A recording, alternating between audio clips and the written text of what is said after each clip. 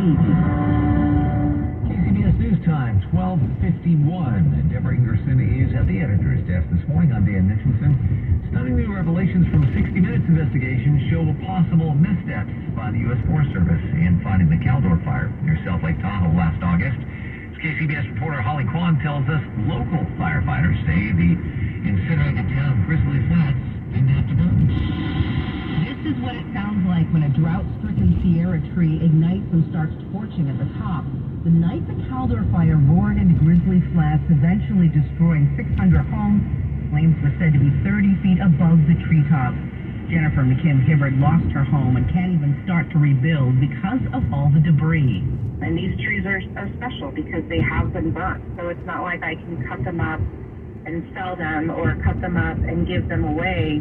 They're considered toxic trees. But the 60 Minutes investigation found that perhaps Hibbert's home didn't have to burn in the first place.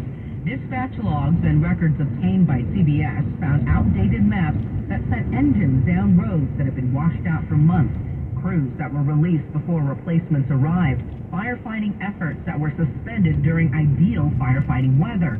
Grant Ingram is a retired fire captain who fought wildfires both for CAL FIRE and the U.S. Forest Service. He spoke to 60 Minutes as Bill Whitaker. We typically fought fires at night. That was the best time to do it. But yet this Forest Service incident commander was ordering people to stop. Yes. Turn back, go home. Right. I couldn't believe it at first.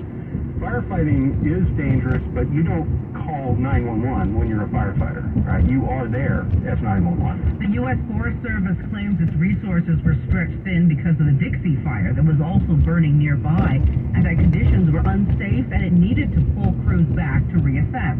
Local critics say the feds hadn't thinned enough of the trees and cleared away debris that eventually led the fire straight to the heart of Grizzly Flats.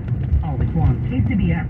2 dozen people from the Bay Area are heading to Florida to help with disaster relief. KCBS's Chris Carlo reports they are part of a wave of volunteers flowing in the aftermath of Hurricane Ian. The scope of the devastation is still coming into focus. Neighborhoods along the Gulf Coast are splintered remnants and people need help. This is a huge response. It's going to need a lot of help for a long time. Red Cross spokeswoman Jenny Arrieta says there are 1,500 volunteers nationwide making their way to Florida. Right now we have 39 folks from our region committed to help with the response to Hurricane Ian in Florida. Now, if you're not trained up as a volunteer but you want to help... So in addition to volunteering, we do need...